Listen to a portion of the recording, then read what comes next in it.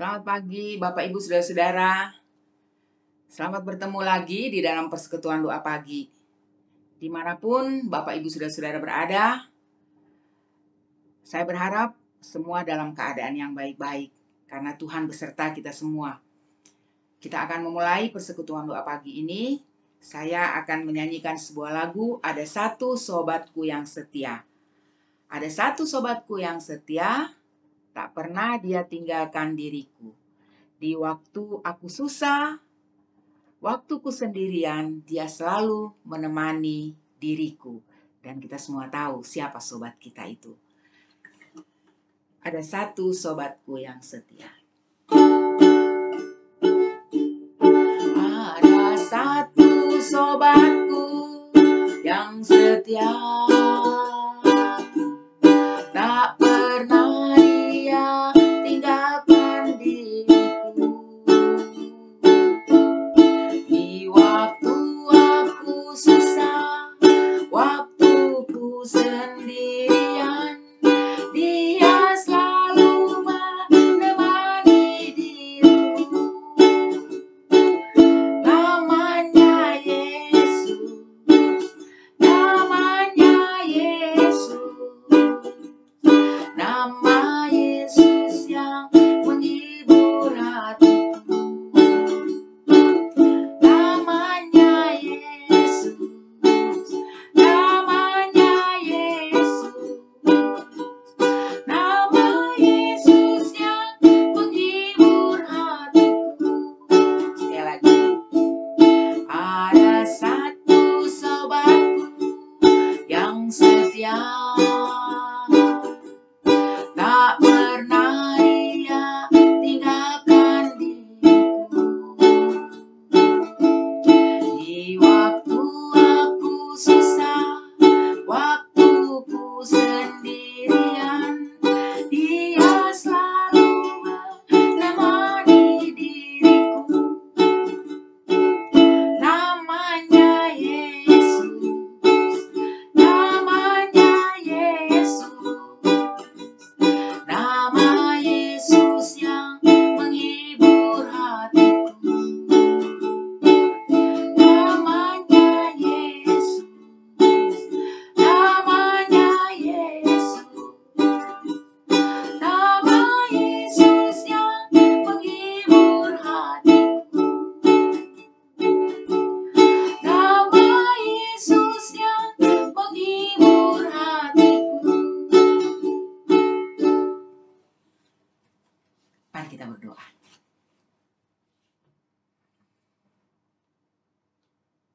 Puji syukur kami panjatkan kehadapan hadirat-Mu ya Bapa, karena dengan penyertaan-Mu, dengan berkat-berkat dari-Mu, kami dapat melewati hari-hari kami dan melewati malam yang gelap.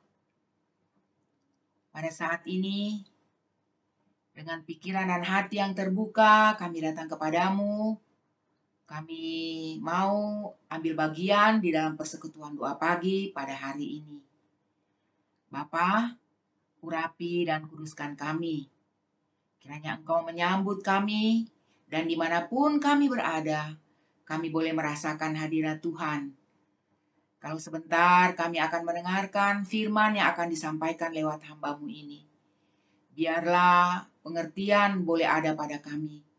Karena dengan pertolongan Roh Kudus, maka kami mampu untuk dapat mengerti kehendak Tuhan, dan kami memperoleh banyak sekali berkat dari dalamnya. Bapa kami yang baik, kami menyerahkan waktu kami, bahkan kami menyerahkan diri kami di dalam pimpinan-Mu. Biarlah dengan pertolongan Tuhan, kami boleh menikmati saat teduh pada pagi hari ini, kami boleh mendengarkan firman-Mu, dan kami boleh merasakan kehadiran Tuhan. Di dalam nama Tuhan Yesus Kristus, kami naikkan syukur dan doa kami ini. Amin. Bapak Ibu, saudara-saudara, pada pagi hari ini firman Tuhan sesuai dengan yang ada dalam saat teduh, hanya satu ayat yang akan kita baca. Galatia pasal 6 ayatnya yang kedua. Galatia pasal 6 ayatnya yang kedua, demikian firman Tuhan. Bertolong-tolonganlah menanggung bebanmu. Demikianlah kamu memenuhi hukum Kristus. Sekali lagi ya. Bertolong-tolonganlah menanggung bebanmu. Demikianlah kamu memenuhi hukum Kristus. Bapak Ibu yang dikasihi Tuhan Yesus Kristus, saya percaya Bapak Ibu, saudara-saudara yang biasa mengikuti persekutuan doa pagi di GKI Gading Indah pasti mengenal atau tahu saya, ya. Siapa saya, bagaimana postur saya, penampilan saya, ya, dan seterusnya. Tapi mungkin juga ada Bapak Ibu atau saudara-saudara yang mengikuti persekutuan doa pagi di GKI Gading Indah yang belum pernah kenal atau belum pernah bertemu dengan saya. Ya, saya memperkenalkan diri. Nama saya Since.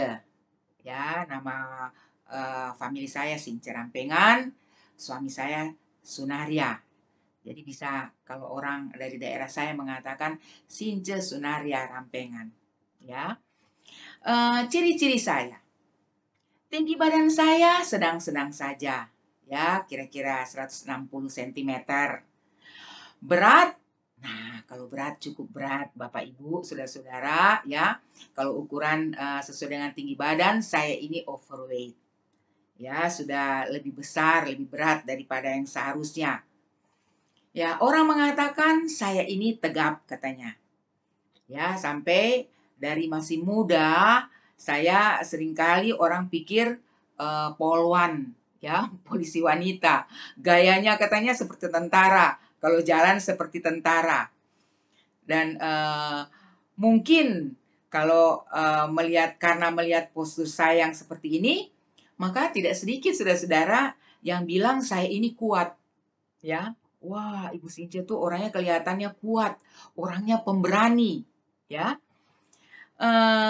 Dan karena saya ini sangat mudah, saudara-saudara terpancing untuk ngakak, ya, untuk tertawa lepas kalau ada yang lucu, maka ada beberapa teman yang mengatakan saya ini periang, ya.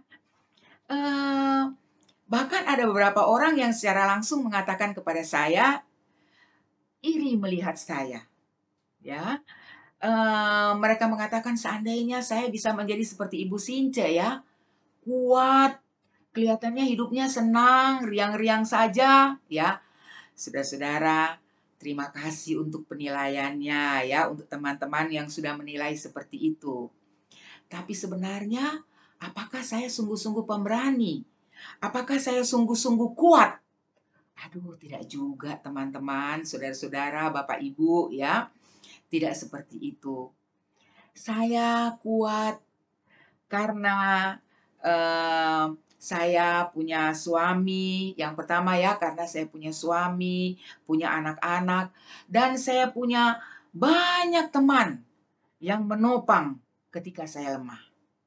Ya, jadi yang menjadi kuat itu ketika saya lemah, ada suami saya, ada anak-anak saya, dan teman-teman yang banyak sekali. Mereka menopang saya. Dan yang kedua, saudara-saudara, saya dikatakan kuat karena saya terbuka. Saya terbuka menerima pertolongan orang-orang di sekitar saya. Ya, bagaimana caranya? Saudara-saudara, saya tidak malu menceritakan kepada mereka, ya, tentu saja orang yang bisa dipercaya. Ya, jika saya sedang membutuhkan pertolongan, jika saya sedang berusaha menyelesaikan hal-hal yang tidak sanggup saya pikul sendiri, ya, saya tidak sanggup saya pikul lagi. Ya. Saya mau membuka pikiran dan hati saya pada masukan-masukan mereka yang mau menolong saya. Itu saudara-saudara yang menyebabkan saya kuat. Ya. Tema hari ini saudara-saudara, pepohonan berongga. Ya, kalau saudara punya saat teduh di rumah, saudara-saudara lihat tema hari ini adalah pepohonan berongga. Dalam renungan saat teduh hari ini, mengumpamakan ya, jadi, yang menulis atau yang, membuat renungan ini, mengumpamakan orang-orang yang sedang menghadapi masalah-masalah yang berat itu seperti pohon yang berongga, ya, seperti pohon yang berongga. Dan jika dikatakan pepohonan, berarti ada banyak saudara-saudara, ya. Artinya bahwa ada banyak sekali orang-orang yang seperti pohon yang berongga. Jadi di sekitar kita sebenarnya saudara-saudara ada banyak sekali, bukan cuman satu dua, ya, orang yang mengalami beban hidup, yang mengalami masalah yang berat, ya. Sehingga seperti pohon dia umpamakan pohon-pohon yang berongga katanya. Berongga tahu ya artinya di dalamnya tuh kropos. Di dalamnya tuh ada lobang, ya. Di luar nampaknya kuat, ya. Tetapi di dalam ada lubang besar yang mengancam pohon itu patah. Jadi di sekitar kita, bahkan mungkin saudara-saudara, termasuk kita juga di dalamnya, ya. Ada pohon-pohon, orang-orang, ada banyak orang-orang yang kelihatannya dari luar kuat, tapi di dalamnya sebenarnya ada hal-hal yang menggerogoti, ya, menggerogoti sehingga apa? Sehingga rapuh. Mudah sekali, mudah sekali hancur, mudah sekali patah. Kalau seandainya ada angin, bahkan mungkin tanpa mungkin angin yang tidak terlalu kuat, kemudian bisa menyebabkan patah. Senggolan sedikit bisa menyebabkan patah, karena di dalamnya sudah kropos. Maka tak heran saudara-saudara, ya, kalau kita ikuti pemberitaan, misalnya di mass media, saudara mungkin kalau suka nonton film, pernah tahu seorang bintang film lucu ya, kocak, yang bernama Robin Williams. Ya, Robin Williams ini adalah bintang film yang populer sekali ya. Dia punya film salah satunya Mrs. Doubtfire. Mungkin ada yang tahu cerita ini, pernah nonton ya. Jadi Mrs. Doubtfire itu adalah sebenarnya dia adalah seorang laki-laki, seorang ayah yang mengalami problem di dalam rumah tangganya. Kemudian dia berpisah dengan istrinya. Nah, anak-anaknya itu mendapatkan hak asuh istri. Nah, istrinya itu rencananya mau nikah lagi. Dan si ayah ini dia takut anaknya itu nanti kemudian apa ya diperlakukan mungkin buruk dan seterusnya. Akhirnya dia kemudian menyamar ya menjadi seperti pengasuh anak, ya, pembantu rumah juga. Jadi dia melamar di rumah mantan istrinya ya sebagai pengasuh ya, Mrs. Doubtfire namanya. Jadi itu diperankan oleh Robin Williams. Saudara-saudara, film-filmnya adalah film-film yang mengandung banyak sekali nasihat. Lucu, tetapi ada banyak nasihat-nasihat baik ya, pelajaran-pelajaran baik yang kita dapat dari film-filmnya. Apa yang terjadi? Kalau kita lihat pada Robin Williams ini, waduh kelihatannya dia hebat sekali, dia kuat, dia lucu ya. Tapi suatu saat ya diberitakan bahwa Robin Williams ini bunuh diri. Di Indonesia juga untuk kita zaman dulu ya yang ya sudah senior-senior seperti saya kenal ada seorang aktris film yang juga mengakhiri hidupnya dengan bunuh diri, padahal dia terkenal selalu memerankan peranan sebagai seorang ibu yang bijak, ya, film-filmnya bagus dan seterusnya. Atau saudara-saudara dalam kasus yang lain misalnya, saudara-saudara mungkin pernah melihat di sekitar saudara ya, atau mungkin mendengarkan cerita suami istri yang kelihatannya rukun-rukun ya, begitu harmonis, mendadak cerai. Ya, atau ada aktivis yang tadinya begitu aktivis di gereja, yang begitu giat ya, atau ya katakanlah seseorang yang tadinya begitu giat melakukan berbagai hal, tiba-tiba kemudian mengalami sakit yang tanpa diketahui penyebabnya ya, tidak kunjung sembuh, dan seterusnya. Ya, padahal dari luar orang-orang itu kelihatan kuat. Kalau pohon itu seperti pohon yang kokoh, tapi di dalam itu rupanya saudara-saudara ya keropos. Ada rongga, ada sesuatu yang lemah, yang menggerogoti sehingga lemah. Saudara-saudara yang kasih Tuhan Yesus Kristus, di dalam nasihat Rasul Paulus dalam surat Galatia ya yang kita baca tadi, kita melihat bagaimana Tuhan ya tentu lewat nasihat ini, Tuhan sangat memahami kita manusia. Ya, bahwa tidak ada seorang pun yang tidak perlu orang lain. Tidak ada seorang pun yang tidak perlu orang lain. Karena setiap orang memiliki beban yang harus diatasi. Ada yang sanggup kita atasi sendiri, namun ada yang perlu bantuan orang lain. Ya, sebab itu kan dikatakan dalam nasihat itu, bertolong-tolonganlah kamu.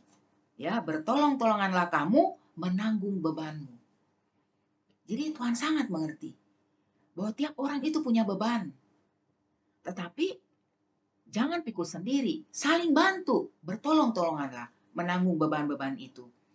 Saudara-saudara, kalau saudara buka di dalam Pengkhotbah pasal 4, ya, Pengkhotbah pasal 4 ayat 9 dan 10. Pengkhotbah pasal 4 ayat 9 dan 10.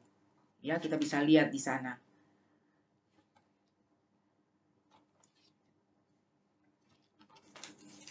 Di sana saudara-saudara dikatakan begini.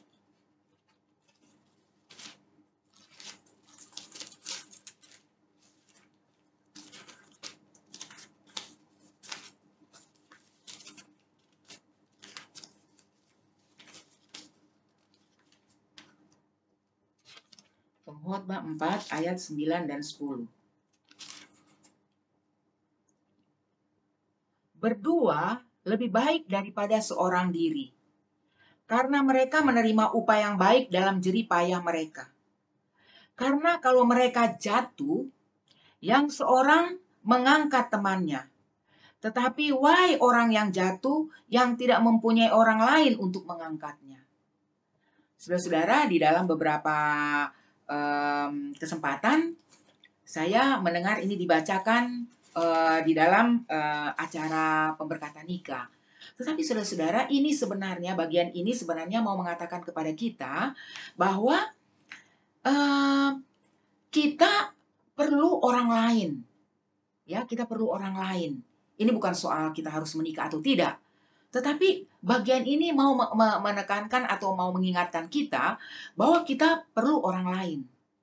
Karena kalau yang satu jatuh, yang seorang mengangkat temannya. Jadi saling tolong menolong. Ya.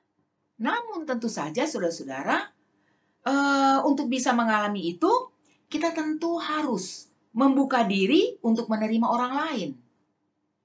Ya. Tentu saja kita harus secara kritis dan bijaksana membuka diri kepada mereka yang bisa kita percaya. Ya, ya bisa saja ada orang yang mengatakan, gak ada orang yang bisa saya percaya. Saudara-saudara, kalau seperti itu, saya akan bertanya, mana mungkin?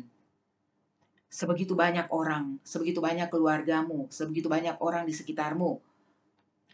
Masa tidak ada satupun yang bisa dipercaya? Ya, ada satupun yang tidak bisa, tidak ada seorang pun yang bisa dipercaya. Kalau seperti itu, saudara-saudara, mungkin saudara memang menutup diri dari orang lain. Atau saudara-saudara, kita mesti periksa diri. Jangan-jangan ada sesuatu yang memang kita harus bereskan dari pandangan kita terhadap sesama kita, saudara-saudara. Ya, jadi Tuhan mengingatkan, baik di dalam Galatia maupun di dalam pengkhotbah tadi, bahwa kita membutuhkan orang lain, sebab kita harus saling menolong. Ya, kita harus saling menolong. Tetapi saudara-saudara, kita harus juga terbuka. Dengan demikian kita harus terbuka kepada orang lain. Kita harus membuka diri kita kepada orang lain. Kita tidak boleh tertutup. Nah, kemudian di dalam 1 Korintus pasal 4 ayatnya yang kedua. Di dalam 1 Korintus pasal 4 ayatnya yang kedua, saudara-saudara, dikatakan 1 Korintus 4 ayat 2.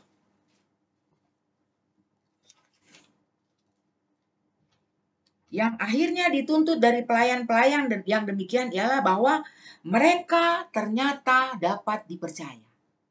Jadi saudara-saudara, tadi saya katakan bahwa ada orang yang kemudian mengatakan mungkin, saya mau terbuka kepada sesama saya, tetapi tidak ada yang dapat dipercaya. Saudara-saudara, kita harus terbuka dari pihak kita, tetapi juga dari pihak yang lain. Sebagai anak Tuhan, kita juga menurut firman Tuhan dalam Korintus ini adalah bahwa kita juga harus bisa dipercaya, saudara-saudara. Ya, jadi kita terbuka sebagai orang yang membutuhkan pertolongan, tetapi juga sebagai orang yang mau mengulurkan tangan, sebagai teman atau saudara yang mau mengulurkan tangan, kita harus bisa dipercaya. Saudara-saudara, bagaimana teman, saudara, atau sesama kita mau terbuka kepada kita, mau mempercayakan ceritanya kepada kita, jika mereka merasa takut, jika mereka merasa, wah, justru mungkin masalah akan malah menjadi makin ruwet. Jadi jelas sekali Tuhan mengatakan sebagai anak-anaknya, sebagai sesama, kita harus bisa dipercaya. Bertolong-tolonganlah, menanggung bebanmu bisa terjadi. Kalau kita terbuka, mau share beban kita kepada sesama kita. Tetapi juga di sisi yang lain, kita bisa dipercaya untuk orang share, orang berbagi bebannya kepada kita. Saudara-saudara yang dikasihi Tuhan Yesus Kristus, bertolong-tolonganlah menanggung bebanmu. Demikianlah kamu memenuhi hukum Kristus. Tuhan menghendaki kita saling membantu, meringankan beban hidup kita. Kita tidak membiarkan saudara sesama kita ya yang sedang berbeban berat memikul bebannya sendiri dan kemudian tumbang. Ya, karena tidak mampu bertahan seperti pohon yang keropos, seperti pohon yang berongga dalam istilah penulis renungan pagi ini. Dan sebaliknya saudara-saudara, mari kita yang berbeban berat belajar terbuka, berlatih untuk merendahkan diri, untuk mau menerima uluran tangan mereka yang sungguh-sungguh peduli, yang sungguh-sungguh mau membantu kita. Sehingga seberat apapun beban yang harus kita pikul saudara-saudara, kita tetap mampu berdiri kokoh. Kita mampu menghadapi setiap tiupan angin yang dahsyat sekalipun. Sebab apa saudara-saudara? Sebab ada tangan-tangan lain yang menolong kita, yang menopang kita. Tangan-tangan yang merupakan kepanjangan tangan Tuhan.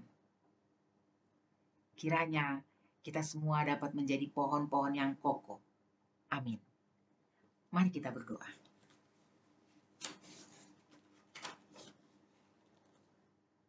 Terima kasih untuk boleh mendengarkan firman-Mu ya Bapa. Kami menyadari memang hidup tidak mudah. Beban hidup yang datang silih berganti. Pagi hari ini kami merasakan cinta kasih-Mu. Bagaimana Engkau mengenal kami dan Engkau sangat peduli pada kami. Dan Engkau mau menolong kami sehingga melawan tiupan angin yang sedahsyat apapun. Seharusnya kami kuat, kami tetap kokoh. Kami tidak menjadi seperti pohon yang berongga, yang rapuh, yang akan tumbang menghadapi beban-beban kehidupan. Tuhan, kami berterima kasih karena Engkau mengirimkan kepada kami saudara-saudara, teman-teman yang mau peduli, yang mau menolong kami. Tuhan berikan kepada kami keterbukaan untuk berbagi.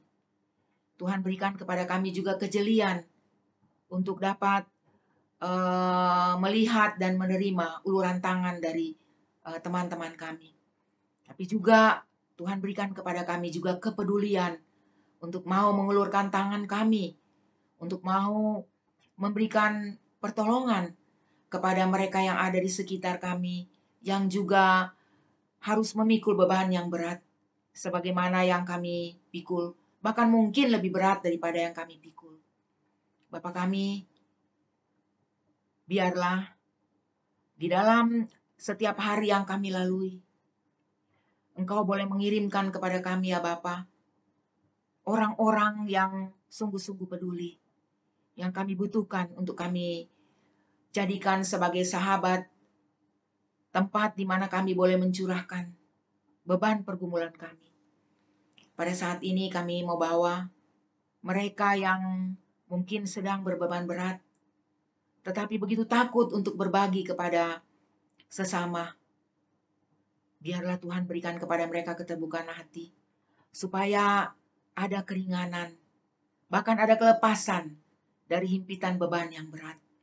Kami berdoa mereka yang menjalani penyakit yang mungkin sudah bertahun-tahun, tetapi penyebabnya karena mereka belum mampu untuk dapat melepaskan pergumulan mereka. Mereka belum menemukan orang yang menolong mereka untuk melepaskan bebannya. Tuhan, kiranya Tuhan menolong mereka. Pada saat ini, kami ingin menyerahkan keadaan kami masing-masing dengan beban-beban pergumulan kami. Beban kesehatan, sakit penyakit yang mungkin menggerogoti, kelemahan tubuh karena lanjut usia, beban karena hubungan yang kurang harmonis, beban karena kesulitan-kesulitan ekonomi. Bapa, kami taruh percaya kami kepadamu bahwa Engkau tidak membiarkan kami. Pertolongan Tuhan, Tuhan ulurkan kepada kami. Berikan kepada kami kejelian untuk dapat melihat pertolongan Tuhan yang Tuhan telah sediakan, yang Tuhan telah ulurkan kepada kami semua. Kami mau bawa kepadamu upaya-upaya yang dilakukan untuk memberantas pandemi pada saat ini. Pada saat di mana pandemi agak meningkat. Ya Tuhan, kiranya Tuhan memberikan juga kekuatan, semangat kepada pemerintah kami, kepada para tenaga medis untuk terus melakukan upaya-upaya pelayanan, pertolongan kepada mereka yang terpapar sakit. Bapa kami yang baik, kami akan melanjutkan aktivitas kami pada hari ini. Biarlah kami boleh menghadapi dengan kelegaan, karena kami percaya Engkau menyertai kami. Bukan hanya sepanjang hari ini, tetapi pada hari-hari selanjutnya ketika Tuhan memberikan kepada kami kesempatan untuk mengalami hari-hari yang baru. Inilah doa kami ya Bapa, kami naikkan di dalam nama Tuhan Yesus Kristus, sobat kami yang setia. Amin. Selamat melanjutkan aktivitas hari ini. Tuhan beserta dengan kita semua.